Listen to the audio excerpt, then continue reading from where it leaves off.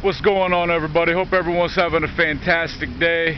I'm certainly doing very, very well. Been up since the crack of dawn, been teaching classes, getting shit done, so I am a little tired, but I still decided that I'm gonna make a little video for everybody. So I don't normally read the comments on my YouTube videos. In fact, I never do. I never read the comments.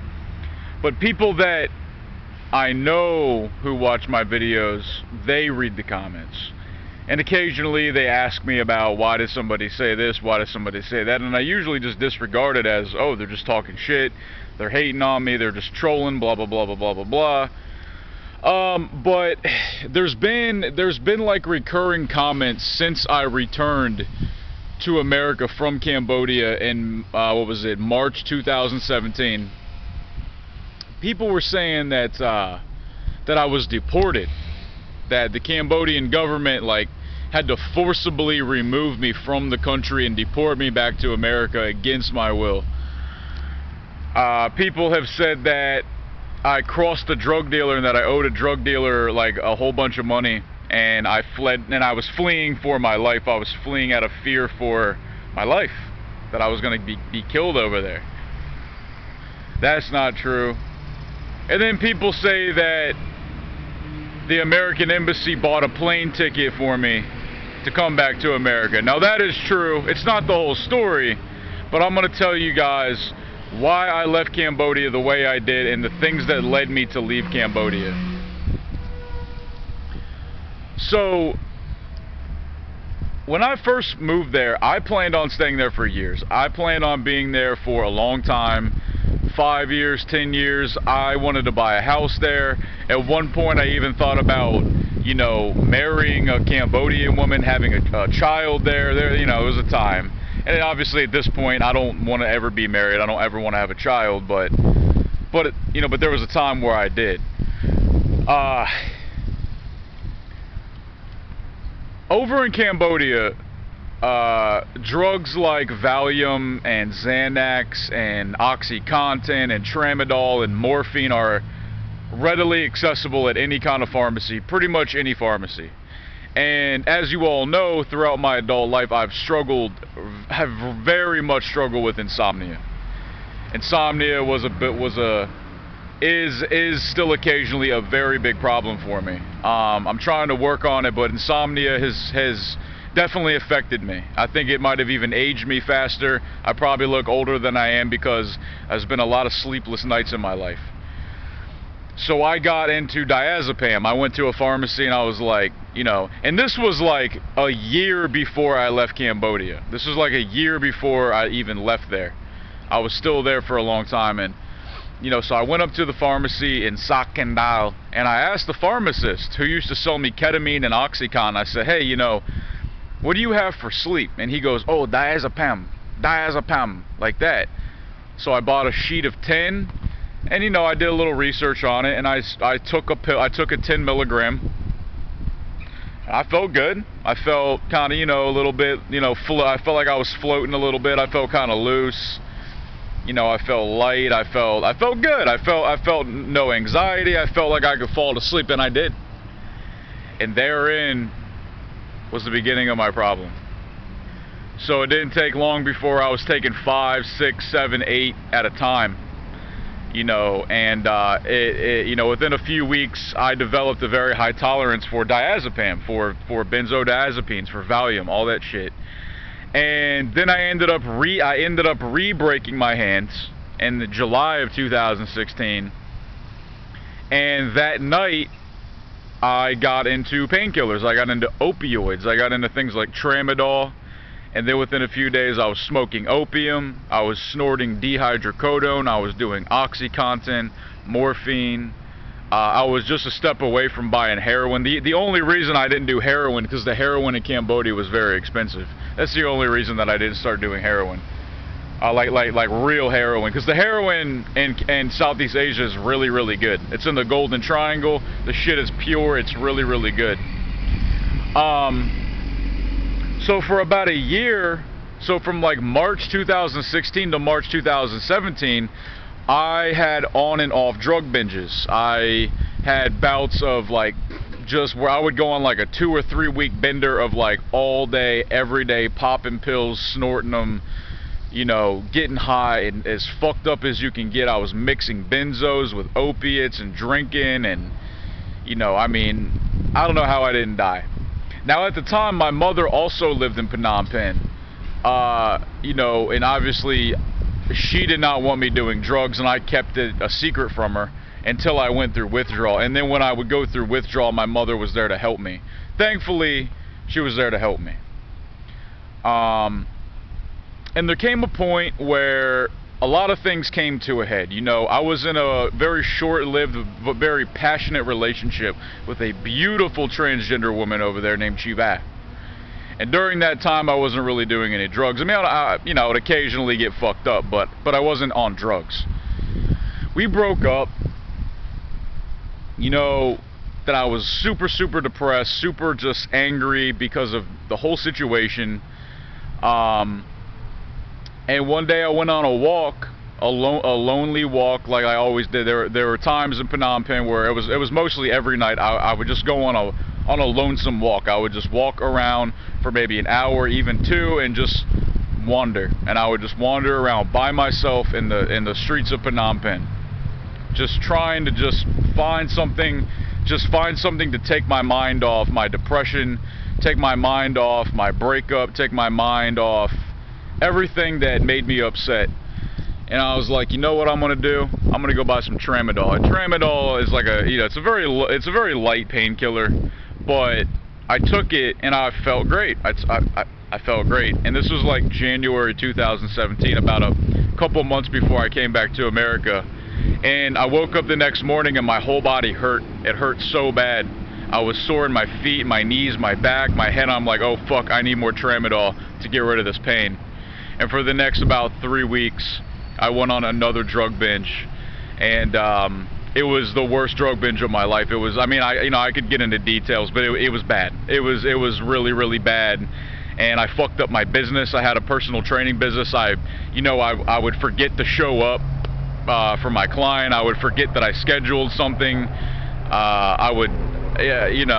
was a fucking disaster. It was an absolute fucking disaster. And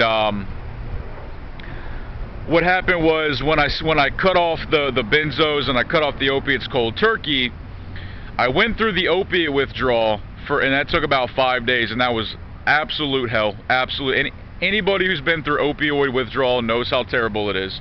It's mentally and physically just agonizing and torturous. There's nothing like it. It's awful. But what happens when I withdraw from benzos, like hardcore uses, I have insomnia. Because I use them to sleep and relax, so that when I stop taking them, I'm very anxious and I can't sleep.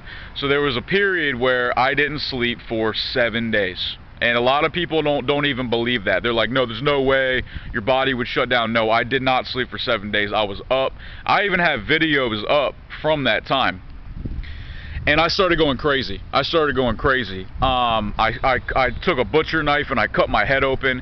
Not too much. Like, it wasn't anything crazy, but I just took it. I was just like hitting myself with it. And I still have 3 little scars on my forehead. You probably can't see it in the video, but I do have 3 scars on my forehead. I was walking around the streets with a pipe. I had an iron pipe, and people that would annoy me, like, I would scream at them and like threaten them, like come at me, you know. And I don't know how I didn't get arrested. I don't know how I didn't get deported. I don't know how I didn't get fucking my ass kicked by some locals over there. I guess they were scared of me. Maybe, I don't know.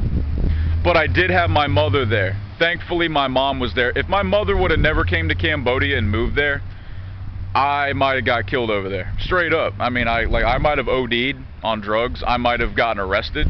I might have been deported. But my mother was my saving grace. And she's probably watching. I do love you, Mom, and I do appreciate you moving out there. And my mom definitely saved my ass out there. And, you know, I'm lucky for that. A lot of people would talk shit and say, oh, well, you need your mommy out there, blah, blah, blah. Well, at least I have a fucking mom that has my back. A lot of people don't even have that. So you can go fuck yourself. So, basically, it got to a point where I had no money. I had, I literally had $5. No money. I had a couple of clients, personal training clients, that understood my situation, that were super cool about it, but I wasn't going to get any money from them for a while, so I go to the American Embassy, the U.S. Embassy, with my mother, and I'm still in opiate withdrawal. And it was just after I had sliced my face open with a knife, so I go there, and I have blood running down my face. I have no shirt on. I have blood on my chest and my stomach. I have blood coming out of my nose and my mouth, and I'm all strung out. And I go in there, and we talk to this guy. His name was John Craze. I'll say his name, and he's an American guy that works at the embassy in Phnom Penh. And I was cussing him out. I was being very rude to him. I was telling him, "Oh, you don't know what the fuck I'm going through. You know, blah." Honestly, I don't even remember what I was saying. I was out of my mind. I was completely out of my fucking mind, and I'm embarrassed. I mean, like, the thing back on that, like, I'm embarrassed, and it's cringeworthy to even think about. But he said basically what I had to do was they would buy a plane ticket.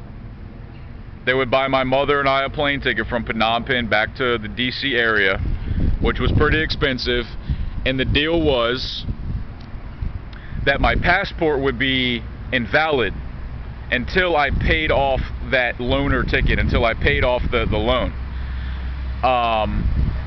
And just a quick disclaimer, just a couple of days ago, I did pay it off. So I am going to be getting my passport back very, very soon. So I actually did pay off the loan.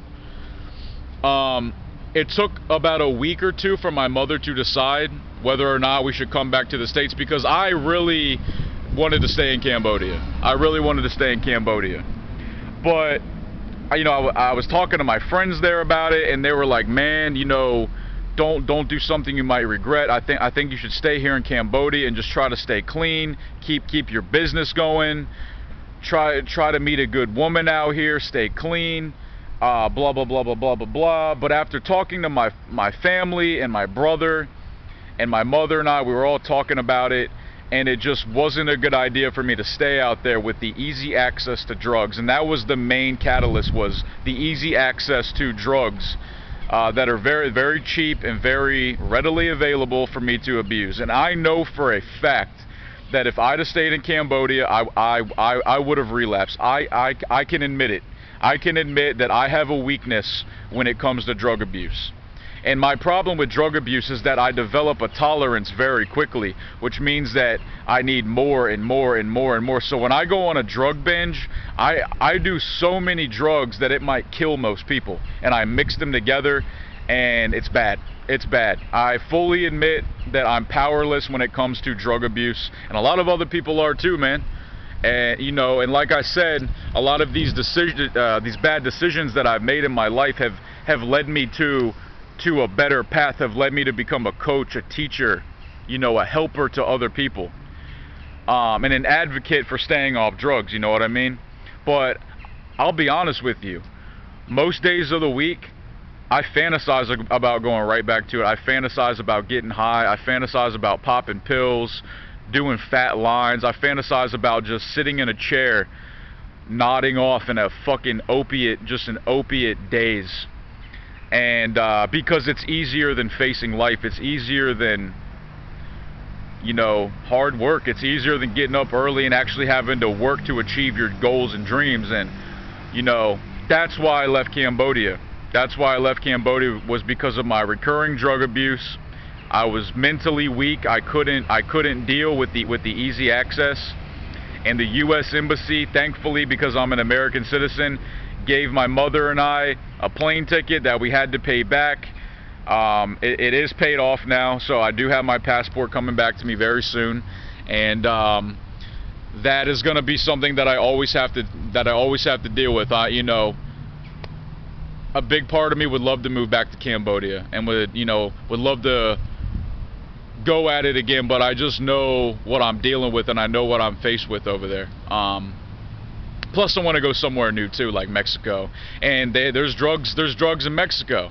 There's drugs here in America. There's drugs here in Virginia. I mean, so I'm always going to be tempted with that. That's why I'm taking steps in my life to be more disciplined, to be more focused, to have more things in my life that keep my mind off straying to the dark side. And I fully admit that I'm always going to have that problem, man. That's why I try to stay busy. That's no joke, man. That's just the truth. So if you guys want to email me, you guys want me to do a video on something, you want me to talk about whatever, a problem in your life, you know, a conundrum, a quandary, man, you got some dark times going on in your life, hey man, I've been there, dude. I've been there, and I might even in the future too. Maybe even sooner than later. Who the fuck knows, man? Email me. nojokestriking@gmail.com. Bitches. That is in the description box below. You guys can also like and share my shit on Facebook. www.facebook.com/nojokecoward. I love you all. Take care of yourself, man. And remember that I do care about you and I do want the best for you, man. Alright? And I want the best for myself as well. And if nobody, you know, like if I don't believe in myself and I don't care for myself, then who the fuck else will? Peace!